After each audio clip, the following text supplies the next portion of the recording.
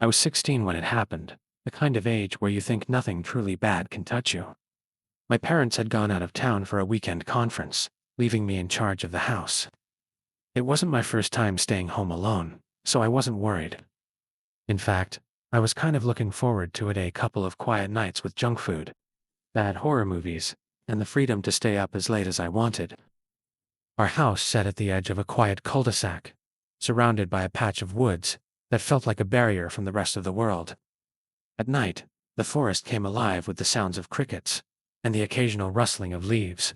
It was peaceful until it wasn't. The first night was uneventful, mostly. Around midnight, I thought I heard something outside, a faint crunch, like a footstep on gravel. I froze for a second, heart pounding, but then laughed it off. It was probably an animal. I even joked with myself that I was letting the horror movies get to me. Still, I double-checked the locks before heading to bed, just in case. I remember lying there in the dark, straining to hear anything over the hum of the air conditioner, but the night stayed silent. Eventually, I fell asleep. The second night was different. I was on the couch, halfway through a slasher movie, when I heard it again, footsteps, deliberate and slow, coming from the side yard. This time, they didn't stop. I muted the TV and sat perfectly still, my pulse thudding in my ears. The sound grew closer, stopping just outside the living room window. I didn't want to look, but some morbid curiosity forced me to glance over. At first I saw nothing, just the pale reflection of the room on the glass. Then, as my eyes adjusted, I saw a dark figure standing perfectly still in the shadows, just outside the window. I couldn't move. My body felt frozen, every instinct screaming at me to look away, but I couldn't tear my eyes from the figure. It wasn't just someone standing. There it was, how still they were, like a mannequin or a statue. No shifting weight, no casual movement, just there. I squinted, trying to make out details, but the shadows swallowed them up. The only thing I could tell was that it was tall and eerily thin, its silhouette unnaturally angular, like it didn't quite belong to a person. When I finally snapped out of it, I scrambled for my phone and called the police. My hands were shaking so badly, I almost dropped it twice. The dispatcher was calm, her voice almost irritatingly even, as I stammered out what I was seeing. She promised to send someone over and told me to stay inside and keep the doors locked. I wanted to ask her what I should do if it moved, but I didn't have the courage to say the words. Instead, I crept to the hallway and locked myself in the bathroom, clutching the phone like it was the only thing tethering me to safety. The police showed up about 15 minutes later, though it felt like hours. I didn't hear the footsteps anymore, but I wasn't brave enough to check. When they knocked on the door and announced themselves, I almost cried with relief. 2 officers walked the perimeter of the house with flashlights, while another stayed with me inside. They didn't find anyone. No footprints. No sign anyone had been there. I must have looked half crazed, trying to convince them it wasn't my imagination. One of them gave me a look, the kind that says, "They think you're just a scared kid," and told me to call if it happened again. I didn't sleep that night. Every creak of the house made me jump, and I kept staring at the window, half expecting the figure to reappear. When dawn finally came, I almost convinced myself it had been a trick of the light, maybe a tree branch or some weird shadow. But the fear lingered, a heavy knot in my stomach I couldn't shake. The third night was worse. It started earlier, just after sunset. I was in the kitchen washing dishes when I heard the footsteps again, this time louder, more deliberate. My chest tightened as I realized they weren't just outside, they were circling the house. I ran to the front window and peeked through the blinds. Nothing. Then, as I turned to check the back, I saw it. The figure was standing in the middle of the yard now, fully visible in the dim light from the porch lamp. Its head was tilted slightly, as if it was watching me. I swear I saw it take a single step forward. I didn't wait. I locked myself in my room and called the police again, trying to keep my voice steady. This time, they took longer to arrive. By the time they got there, the figure was gone. Just like before. There was no evidence anyone had been there, but the look on my face must have convinced them to take me seriously. They suggested I stay with someone else until my parents got back, but I couldn't think of anyone nearby to call. Besides, I wasn't sure I'd be any safer leaving the house. That night, I barricaded myself in my room, dragging my dresser in front of the door and pushing my bed against the window. I didn't sleep. I sat there, clutching a kitchen knife and staring at the shadows on the walls, praying I wouldn't hear those footsteps again. For hours, nothing happened. Then, just before dawn, I heard the faintest tap on my bedroom window. It was soft, almost polite, like someone asking to come in. I froze, my grip tightening on the knife. The tapping came again, rhythmic and deliberate, sending a chill down my spine. Slowly, I turned my head toward the window, but the heavy curtains I'd drawn blocked my view. For a moment, I debated ignoring it, pretending I hadn't heard anything. But then, the tapping stopped, replaced by the unmistakable sound of the window latch rattling. My blood ran cold.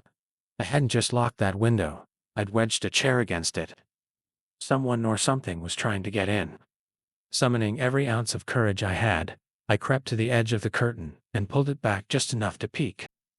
The figure was there, pressed up against the glass, its face hidden in shadow. It was closer than ever before, its angular frame almost spider-like as it leaned against the pane. For a second, it didn't move, and I thought maybe it hadn't seen me. Then, its head tilted sharply, and I realized it was staring directly into my eyes. When we moved into the house, I thought it was perfect, a quaint, two-story rental in a quiet neighborhood. My husband Mike and I had been saving for years to find a place where we could finally settle down with our kids, Ellie and Ben. The house was old, but charming, with creaky wooden floors and a wraparound porch that looked like it belonged in a storybook. It wasn't fancy, but it felt like home. Or at least it did at first.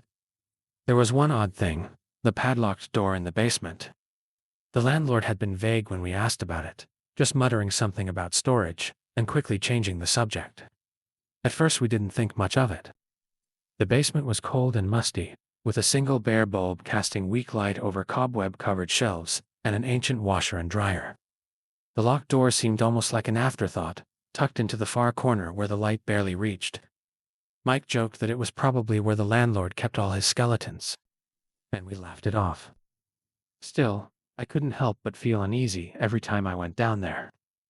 The air felt heavier near the door, like it was pressing against my chest, and I always caught myself rushing through the laundry just to get back upstairs. It wasn't until the whispers started that we realized something was wrong. At first, I thought I was imagining things.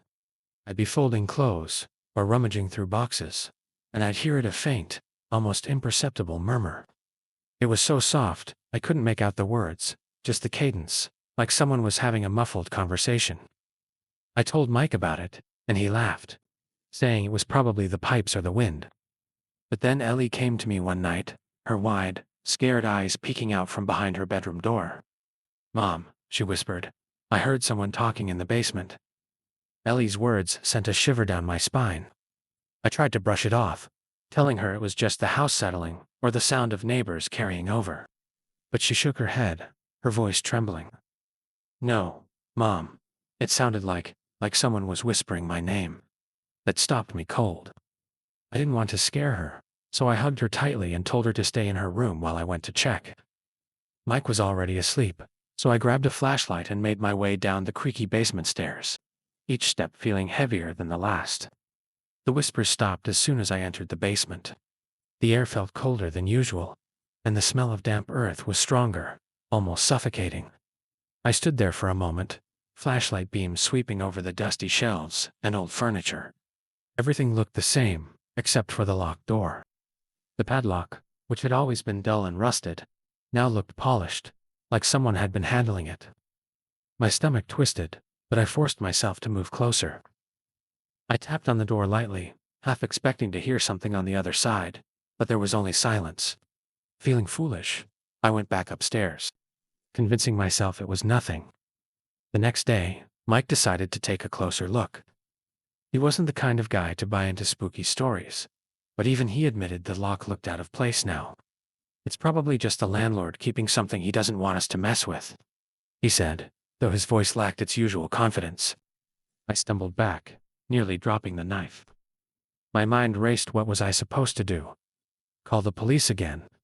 They hadn't believed me the first 2 times. My voice caught in my throat as I whispered, "What do you want?" Of course, there was no answer. But the figure moved then, slowly raising one long, thin finger to tap the glass. Right where my face had been moments before. Tap, tap, tap. That's when I realized it wasn't just trying to scare MIT. It was playing with me. I don't know how I knew, but I could feel it.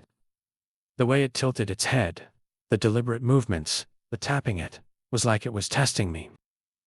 Seeing how far it could push before I broke. And I was close to breaking. My chest felt like it was going to collapse under the weight of my fear. Somehow, I found the strength to grab my phone and call my parents. It was the middle of the night, but I didn't care. I sobbed into the phone, begging them to come home. My dad tried to calm me down, saying he'd call a neighbor to check on me, but I couldn't even form words anymore. I just kept muttering, "It's here. It's here." Finally, he said. They were on their way, and I hung up, retreating to the corner of my room. The tapping stopped after a while, and when I finally worked up the nerve to look, the figure was gone. I don't remember much of what happened after that. Just the blur of my parents arriving at dawn, their concerned faces, and my dad checking every inch of the house for signs of an intruder. There was nothing, no footprints, no scratches on the window, no evidence anyone had been there at all. I could tell they didn't believe me, not completely. I don't think I even believed myself anymore. I stayed in my room for the rest of the weekend, refusing to look outside. My parents left me alone, probably thinking I'd had some kind of nightmare or a stress-induced hallucination. But I know what I saw. I haven't stayed alone in that house or any house since. Even now, years later, I can't sit by a window at night without feeling like I'm being watched. Sometimes, I still wake up in a cold sweat, convinced I'll hear that tapping again. That night, as we were trying to sleep, the whispers became deafening. They weren't just in the basement anymore, they were in the walls, the ceilings, even right outside our bedroom door. It was like being surrounded by a crowd of people, all speaking in hushed but frantic tones. Ellie and Ben started crying, their wails barely audible over the noise. Mike and I rushed to their rooms, but as soon as we stepped into the hallway, the lights flickered and went out.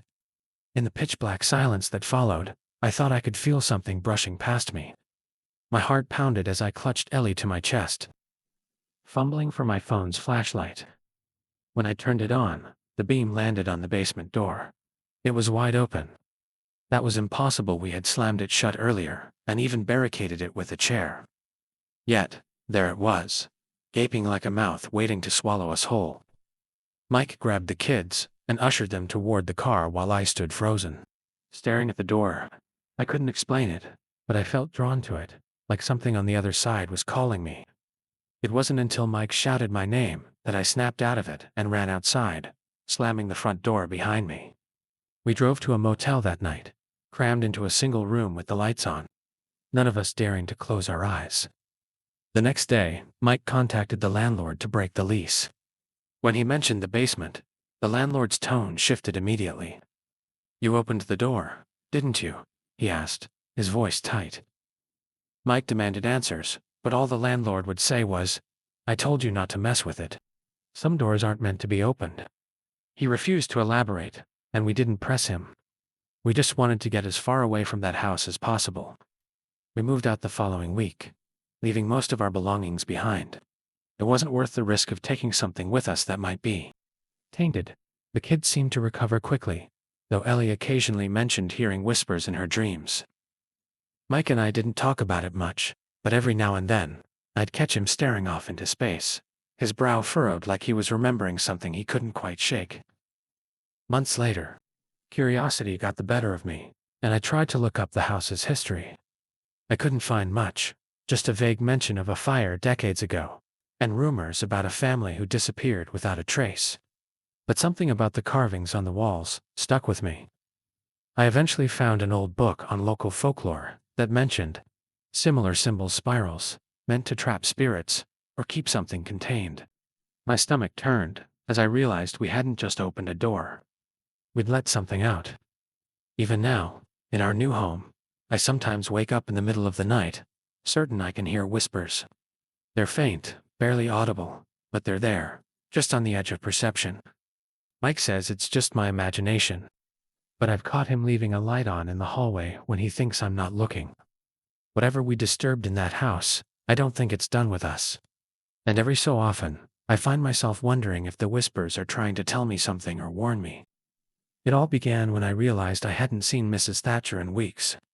She lived alone in the house directly across the street, a small white bungalow with flower beds she tended to religiously. Every morning, like clockwork, she'd be out in her floppy straw hat, pruning roses or pulling weeds. We weren't close, but we exchanged smiles and the occasional small talk. That's why it struck me as odd when her yard started looking unkempt. The flowers wilted. The grass grew too long, and her curtains stayed drawn at all hours. At first I thought she might be sick, but then the mail began piling up on her porch. One afternoon, I decided to knock on her door. It felt intrusive, but I couldn't shake the worry gnawing at me. No one answered. I peered through the front window, cupping my hands to block the glare. But the house looked empty. Not just quiet, truly empty. The furniture was there, but something about the stillness felt wrong. I tried calling out, "Mrs. Thatcher." "It's me, Anna," from across the street. But my voice seemed to vanish into the silence.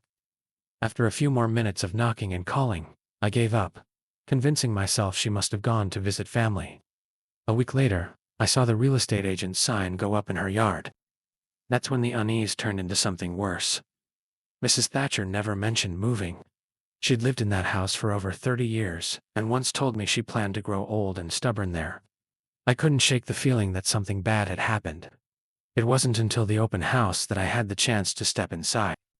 I wasn't looking to buy, of course, but curiosity got the better of me. I walked through the door with the small group of prospective buyers, and immediately, a chill ran down my spine. The house smelled musty, like it had been closed up for too long, but that wasn't what bothered me. It was the atmosphere heavy. Oppressive, as though the air itself didn't want us there. The realtor was cheerful, rattling off details about the square footage and recent renovations, but I barely listened. My eyes were drawn to the walls. At first glance they seemed normal, painted a soft beige like any suburban home. But as I walked further into the living room, I noticed the carvings. They were subtle, etched faintly into the drywall, almost like someone had scratched them in with the tip of a knife. Spirals, jagged lines, and shapes that looked almost like eyes. "Do you know what these marks are?" I asked the realtor, pointing to one of the carvings near the fireplace. She frowned, clearly seeing them for the first time. "Oh, those. Probably just wear and tear," she said with a dismissive wave. But her smile faltered when she looked closer. "Huh. I'll have to ask the previous owner about that." I wanted to tell her there was no previous owner, but I held my tongue. Something about the way the carvings seemed to shift in the corner of my eye made my skin crawl. I left the open house feeling more unsettled than ever. That night, I couldn't stop thinking about Mrs. Thatcher and the strange symbols. Around midnight, I decided to do some digging. I found her phone number in an old neighborhood directory and called, but it went straight to voicemail. Her Facebook page hadn't been updated in months, and none of our mutual acquaintances seemed to know where she was. Frustrated, I finally decided to search her name online. What I found wasn't much, but it was enough to make my stomach drop. A news article from years ago about a disturbance at her house. The details were vague, but it mentioned police being called to investigate unusual activity. The next day, I couldn't help myself. I went back to the house. It was empty now, the open house signs taken down, but the front door was unlocked. I hesitated on the porch, telling myself this was a bad idea. But curiosity won out. The house was eerily silent, even more so than before. As I stepped into the living room, I noticed something I hadn't seen the first time. A faint smear of something dark on the floorboards near the hallway. Blood, paint. I didn't want to get close enough to find out. I followed the hallway to the back of the house, where Mrs. Thatcher's bedroom had been. The room was empty except for a single piece of furniture or wardrobe pushed against the far wall. Something about it felt out of place. The rest of the house had been cleared out, but this one item had been left behind, as though whoever cleaned out the house didn't want to touch it. My heart pounded as I stepped closer, every instinct screaming at me to turn back. I reached for the door handle and hesitated, my hand trembling. When I finally pulled it open, I found nothing. No hidden passage, no skeletons in the closet, just an empty wardrobe with a faintly sweet smell, like rotting flowers. I laughed nervously, scolding myself for being so dramatic, but then I noticed something strange. The back of the wardrobe wasn't solid. Wood, it was covered in more carvings, deeper and more intricate than the ones on the walls. As I ran my fingers over the grooves, I felt a jolt, like static electricity. That's when I saw it. A small, dusty phone, wedged into the corner, almost as if it had been hidden there. I grabbed the phone and left the house as fast as I could, my pulse racing. Back home, I turned it on, half expecting it not to work, but the screen lit up. It was Mrs. Thatcher's phone. There were only two things on it that mattered: a video saved to the camera roll, and a single text message. Unsent, that read, "Don't let it see you." My hands shook as I opened the video. The footage was grainy, taken in a dimly lit room, but it was unmistakably Mrs. Thatcher's living room. She was sitting on the couch, clutching a blanket, her eyes wide with terror. "It's been watching me for weeks," she whispered, her voice barely audible. "I thought it was just in my head, but it's real. It's in the walls." The video cut off abruptly, leaving me staring at the screen in stunned silence. I didn't sleep that night. The image of her terrified face burned into my mind. I knew I should call someone: police, a friend, anyone, but I couldn't shake the feeling that whatever had happened to her wasn't something they could help with. The following day, I couldn't stay away. I knew it was reckless, maybe even dangerous, but I felt like I owed it to Mrs. Thatcher to figure out what happened. I drove back to the house, my heart hammering in my chest the entire way. This time, I noticed things I hadn't before. The yard seemed darker, even in broad daylight, and the air felt heavier, almost oppressive. I parked across the street and just stared at the house for a while, willing myself to turn back, but something drew me in. When I stepped inside, the silence was deafening, like the house itself was holding its breath. I gripped the phone tightly in my hand, as if it could somehow protect me. I retraced my steps to the living room, to the spot where Mrs. Thatcher had filmed that video. The carvings on the walls seemed more pronounced now, almost alive in the dim light filtering through the drawn curtains. I pulled out my own phone and began recording, muttering a quiet apology to Mrs. Thatcher, as if her spirit could hear me. Then I heard a faint scraping sound, like nails dragging along wood. It was coming from the hallway. My breath caught, and I froze, straining to listen. The sound grew louder, closer, until it stopped just around the corner. I raised the camera on my phone, every nerve in my body screaming for me to run, and turned toward the sound. There was nothing there. Just the empty hallway, stretching out into shadow. But I could feel it, something watching me, just out of sight. Suddenly the phone in my hand vibrated. Mrs. Thatcher's phone. The screen lit up with an incoming message, but there was no number, no name, just the words, "Get out." My stomach dropped, and I didn't need to be told twice. I bolted for the front door, my pulse thundering in my ears. As I reached the porch, I glanced back over my shoulder. For a split second, I thought I saw something in the living room, a tall, shadowy figure standing perfectly still, its head tilted as if curious. Then it was gone, like it had melted into the walls. I didn't stop running until I was safely locked inside my own house. I threw the phone onto the kitchen table like it was something toxic and stared at it, waiting for it to do something. After a long, tense silence, I mustered the courage to pick it up again.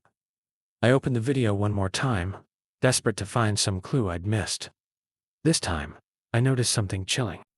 In the reflection of the window behind Mrs. Thatcher, there was a shape tall and dark, its hand pressed against the glass. The realization hit me like a punch to the gut. Whatever had been haunting her was still there, maybe even following me now. I deleted the video from the phone, hoping it would somehow sever the connection. But the sense of being watched didn't go away. Over the next few days, I started noticing little shadows flickering in the corners of my vision. Faint noises that stopped the moment I turned to look. I slept with every light in the house on, but it didn't help. The feeling was always there. Eventually, I couldn't take it anymore. I packed up my things and left town, moving to a new city, where I hoped the distance would keep me safe. For a while, it worked. The shadows stopped appearing, and the nights grew quieter. But last week, I found something on my doorstep, a small wooden box, carved with spirals, and filled with the same strange objects I'd seen in Mrs. Thatcher's house. I haven't opened it yet.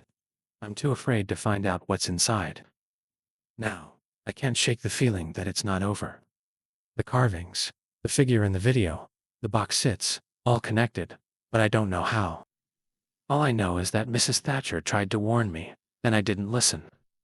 I've thought about going back to the house, about confronting whatever it is, but some part of me knows that if I do, I might not come back. Whatever this thing is, it's patient, and it's waiting.